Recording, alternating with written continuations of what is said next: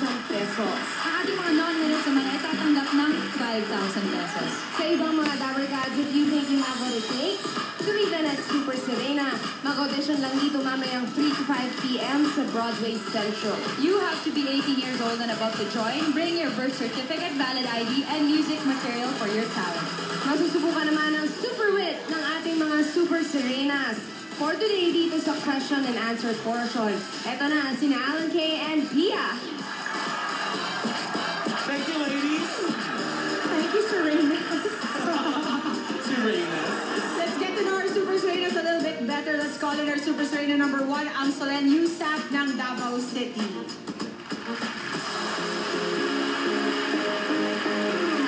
Maganda-gandang ambisyon to become a supermodel and a celebrity. Why not? Ambisyon lang naman. Ina-ambisyon na pala Pwede yung... matupad, pwede gigit. At ina-ambisyon na pala yung pagiging celebrity. Oo naman. Ang dami naka-ambisyon yan.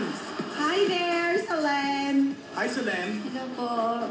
Si Solen may hawig din kay Geneva Cruz. Correct. Hindi mo naisip yon? Naisip ko po. Naisip din niya. May pinagtatakan si Pia na ina-ambisyon na daw pala ang pagiging celebrity. Bakit mo ba gusto maging celebrity? Kasi po, gusto ko yung sa lahat ng artist na gusto ko maging celebrity po talaga. O kung ikaw maging celebrity, anong mai-o-offer mo? Marunong ka kumanta, sumayaw, acting, or newscasting? Dancer. Dance. Dancer. At saang paraan mo naman gagamitin ang iyong celebrity Solen? Di ba? Marami naman tayo nakikita mga artista na katulad ni Angelina Jolie. Ginagamit ang pagiging famous niya sa mabuting paraan. Ikaw naman. Sa akin, ang parang ko sa pagiging sayo ko ay... kasi sa sayaw, madali lang akong mag-pick up ng sayaw, honestly. At saka... yun lang. Taas ng... Nakita naman namin yun. Pasalamatan mo yung mga backup dancers mo. Sino-sino sila? Mga wanted dancers. Wanted sila? Ba't nakita ka sa TV? 98 most wanted dancers. Ayun. Sabi naman, most wanted naman pala. Ito turn in ko na dapat sa authorities. Baka may reward. Andyan si Tito Sen. Okay, Solen, pick a question. Give it to Alan Kay. And Alan Kay will read your question. You Yes. answer nicely. Otherwise, What? wala. Etong tanong mo ngayon, Solen. What makes you unique and why? Ba't sa palagay mo unique ka? At bakit? Para sa akin, ang unique is parang katulad ko. Yung beauty ko ay isang unique at hindi basta-basta. Yun lamang po at maraming salamat. Unique mo ba? Grabe. Basta hindi basta-basta. Ang sarap magsalita, Solen. Grabe si Solen na salita. Inaral mo yan? Natural lang po. Natural lang talaga. Sorry. Hindi inaaral yan. Born with it. Aaralin ko sana. Thank you very much, Solen Yusa. Thank you, Solen. Napaka-pleasant niyang kausap. Ang sarap na kausap. Parang gutom lang. Kasi nga, Queen of the Wind. Wind. Ang ating hinahanap ngayon. Tawagin naman natin si Super Serena number 2, ang Angel of Sin ng Nasugbu, Batangas. Ay, ako'y Drawing. napahanga naman sa talent na kanyang ipinakita dahil ito isang talent na wala rin ako. Oo, mother and child. Mother and child. Ang ambition niya is to become a successful business woman someday. I Yun. think baking. Baking. Magtatayo ng bakery. Tama, Angel of Sin? Yes. Mahilig ka mag-bake? Opo. Ano-ano ang pinakabongga mong, ano na ang na-bake mo na feeling mo proud ka na gawa mo? Pineapple cake. Ha? Pineapple cake. Sarap nun ah. Nakailan ikaw naman ba? Basta may asukal, masarap. Ikaw na maging taga-Negros. Sa amin gawa ang asukal. Talaga, soprano mo talaga someday magtayo ng bakery. Kasi family business namin yung bakery. I So, kaya kung ipagpatuloy na lang yung business namin. Kaya naman O po. paano naman ang iyong pagguhit? Actually, Hindi ka pa artista. Mayan actually, pag nanalo na, artista ka na, no? Go! Gusto ko rin kasi mag-drawing din kasi parang hilig ko rin mag-drawing. Nung bata pa ako, Oo. Very difficult yung ginawa niya kanina kasi time pressured.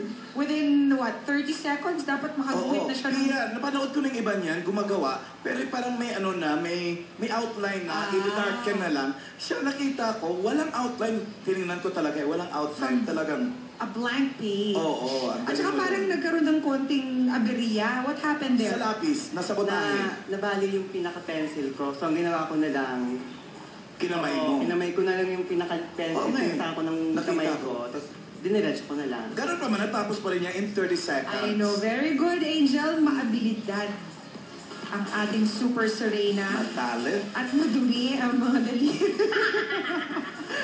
Halata siyang bored sa eskwelahan nung araw. Ganun ba? Pag bored, nagdo-drawing. Oo, kaya magaling mag-drawing si Alan Kay. Ito na yung tanong. Kung magiging hangin ka, saan mo gustong unang liparin at bakit? Siguro kung magiging hangin ako, saan una kong gustong liparin at bakit? Una kong gustong liparin ang aming bahay, sa loob ng bahay. At ipadama sa kanila, at ipadama sa aking pamilya na kung gaano ko sila kamahal. Sa pamamagitan ng hangin, mararamdaman nila kung gaano ko sila kamahal sapagkat minahal nila ako kahit ganito ako. Yes, at sila ang una kong pupuntahan kung magiging hangin man ako. Teka, Angel, ikaw ba'y living away from home ba? Hindi naman po. Pero nung nagtrabaho po ako, 2 years ago, hindi ko po sila nakasama. Kumbaga parang na-miss ko po sila ng gusto. Ayun, kaya pala. Nataranta naman kaming lahat. Gusto mong liparin ang inyong bahay. Wag yun lang ang peg. Thank you very much, Miss Angel It was Longsi. nice talking to you. Diba? Grabe. Pagkakamali si Phil yung husband pag nakita tong Serena natin ito. Subukan nung manood minsan ng laro ng Ascals. Baka magkamali siya. Baka mapalingon, no? And finally, Super Serena number 3, ang Nadine sa moda ng San Fernando, Pampanga.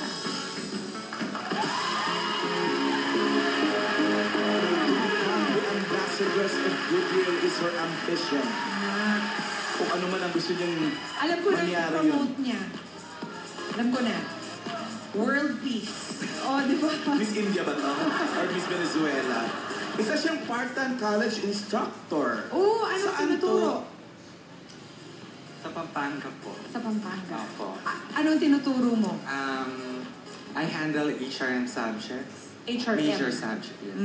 Tapos call center agent ka rin. Yeah, I used to be a full-time teacher, but right now I decided to shift to another Bakit naman, Nadine? Napakagandang profession yung teacher. pagturo. Yeah, I know being a teacher, it's not only a profession, but it's also a devotion for me. Correct. But as we all know, teachers are not well compensated here in the Philippines. That's why I decided to shift to another job, but I still can't leave teaching because teaching, I get fulfillment in teaching. May love talaga siya for teaching.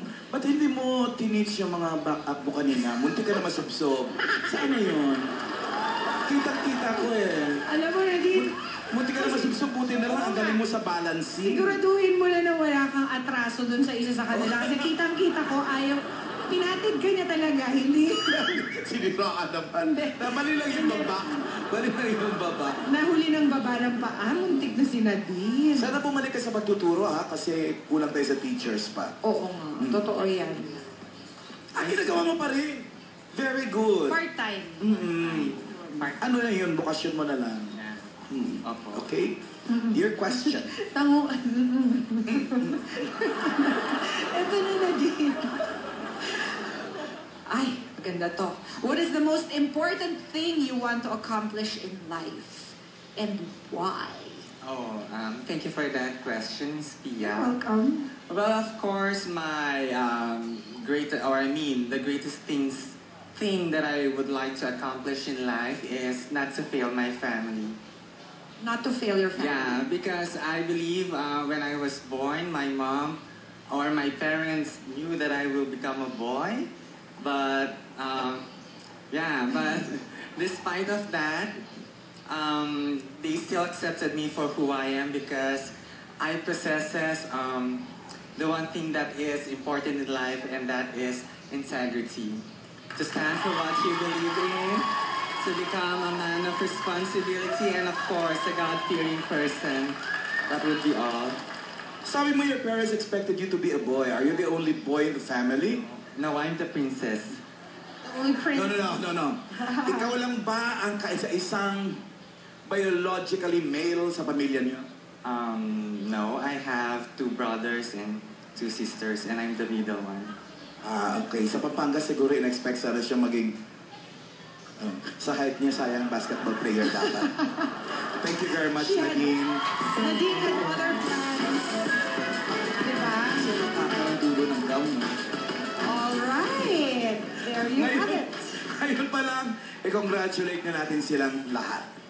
Mamaya, magkakaalaman na po kung sino sa ating mga candidates ang may pinaka-exceptional na ganda at galing. Pero bago yan, magtawanan at kulitan muna tayo sa Ang Joke Ko!